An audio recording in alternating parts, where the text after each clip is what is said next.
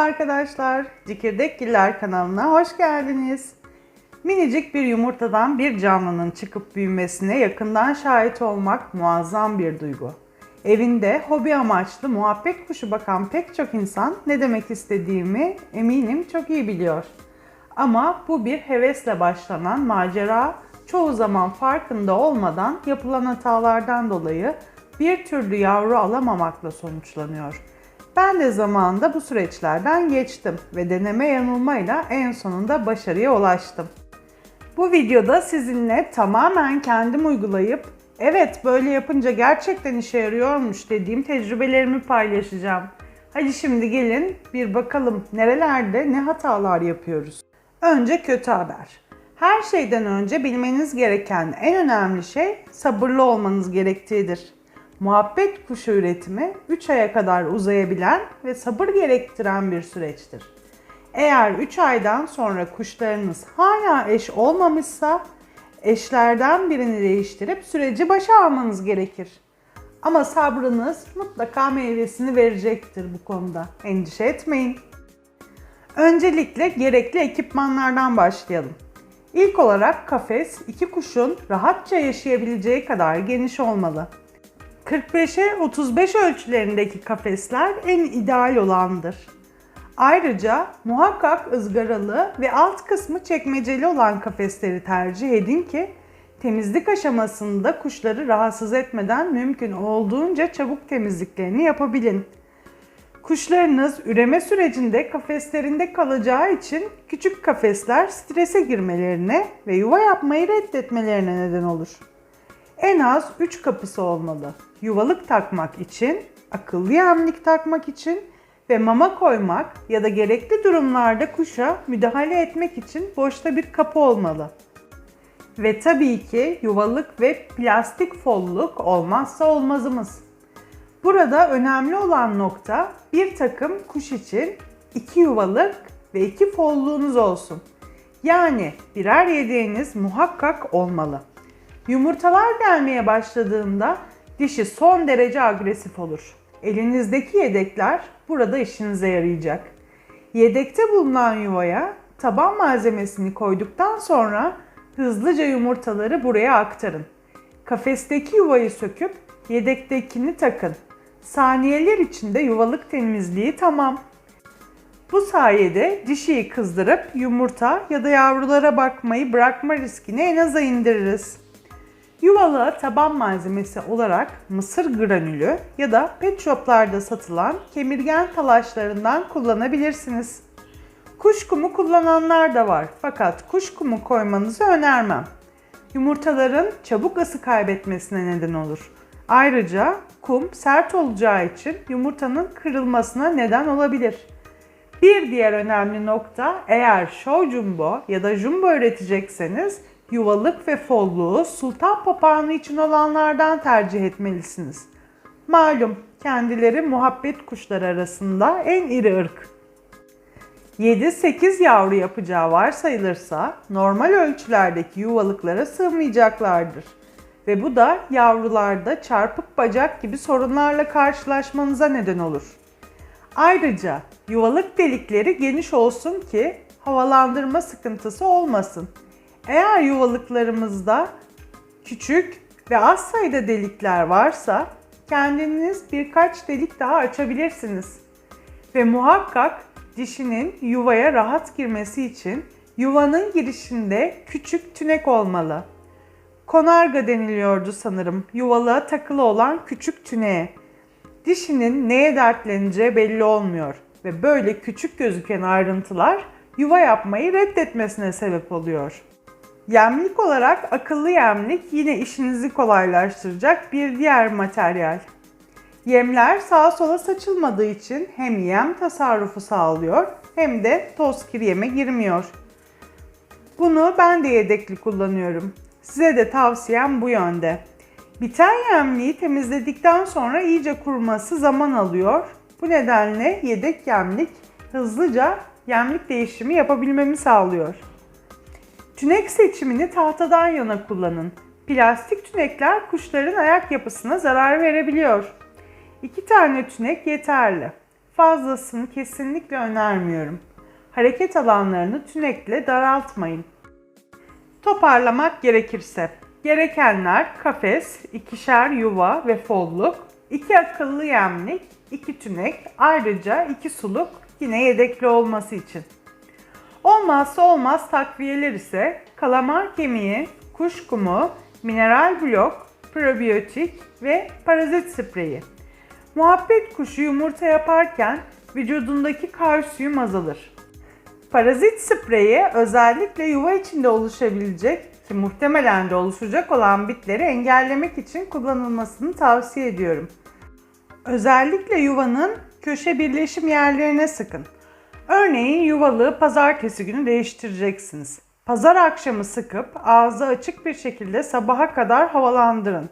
Spreyden etkilenmesinler. Ayrıca size pek kimsenin bilmediği bir bilgi paylaşacağım. Bitler defne yaprağı kokusundan nefret eder.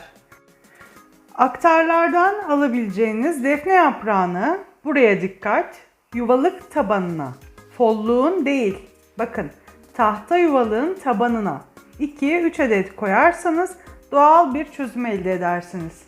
Kuşlarınızın yememesi için folluğa sakın koymayın. Kuşlar için zehirlidir. Kokusu sıkıntı yapmaz, rahatsız etmez ama kesinlikle yememeleri lazım. Ben kafes tabanımda da kullanıyorum. Arada ızgara olduğu için ulaşamıyorlar. Bir diğer takviye probiyotik. Probiyotik, muhabbet kuşlarının bağırsaklarındaki yararlı bakterileri arttırır. Ayrıca stresi önler.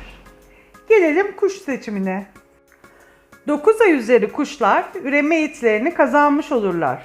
Ancak 1 yaşından önce üretime sokmazsanız ileride yaşanabilecek yumurta sıkışması gibi sorunların önüne geçmiş olursunuz. 13 yaşında ergenliğe girmiş bir birey düşünün. 13 yaş çocuk sahibi olmak için nasıl erken bir yaşsa kuşlarda da 12 ay öncesi öyledir. İlk defa üretim yapacak tecrübesiz arkadaşlara ırk olarak önerim yerli veya Çek almanızdır. Başlangıç için maliyet açısından iyi bir seçimdir. Burada önemli nokta yeni bir takım mı alacaksınız? Dişi kuşunuza eş mi alacaksınız? Yoksa erkek kuşunuza mı eş alacaksınız? Yeni takım alacaklar için tavsiyem yavrudan alıp yetiştirmenizdir. Damızlık yetişkin çift önermem çünkü tanıdığınız, emin olduğunuz birinden almadığınız sürece kimse size işe yarayan çiftini satmaz.